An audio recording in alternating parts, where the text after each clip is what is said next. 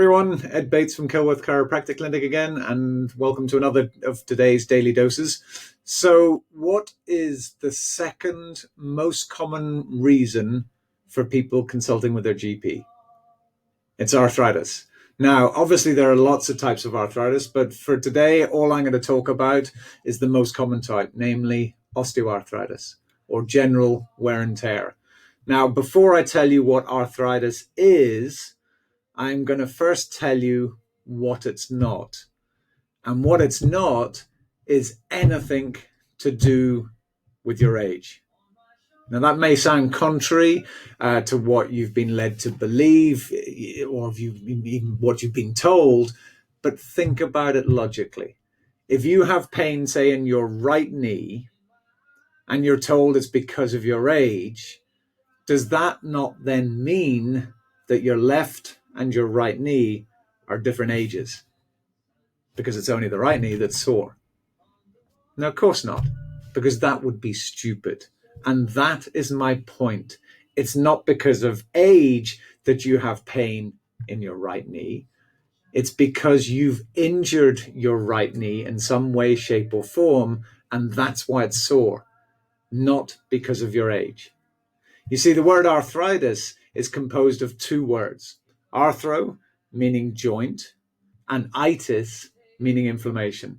Now, if we look at what a typical joint looks like, if I use this behind me. So if we look at a typical joint, I get the phone.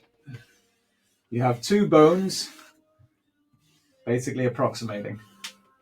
Now, covering those bones, you have a protective covering called cartilage. So literally over the top, over the surface, you have protective cartilage. Then surrounding that joint, you then have a sac or a capsule. And then within that sac, it contains synovial fluid. Now, what's synovial fluid? Synovial fluid is basically made from a superfiltrate from your blood and your plasma.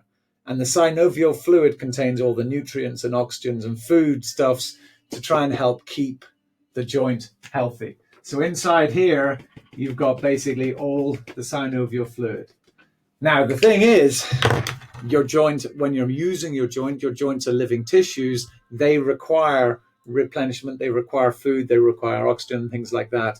So what happens is when you move the joint, it helps to basically flush out the old nutrients, gets rid of excess or the bad toxins or buildup of damaged tissues, and it helps replenish and bring in fresh nutrients and oxygen.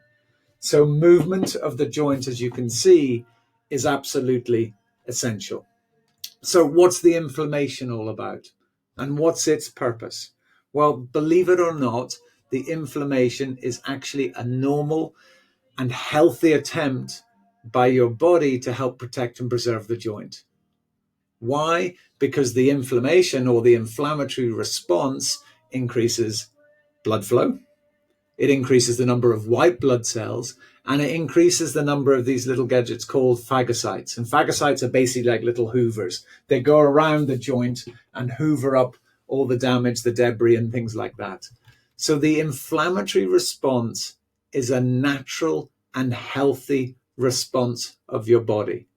Now, notice I didn't say it's a nice response or a good response. It's a healthy and natural response. Because oftentimes, as we'll talk about in due course, we treat the inflammatory response as a problem. So the next question is what triggers or causes the inflammatory response in the first instance? Well, we can sum it up in one word: stress. And stress, as we know, can be chemical, i.e. things that we put into our bodies, such as our diet, such as smoking, pollution, and things like that. Stress can also be emotional, what we think about. Or it can be physical, due to falls, accidents, or poor posture.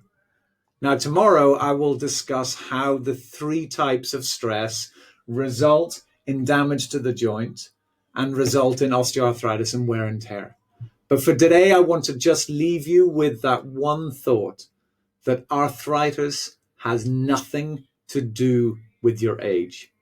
Have a great day, and I'll see you tomorrow. And so stay safe, stay healthy, and stay happy.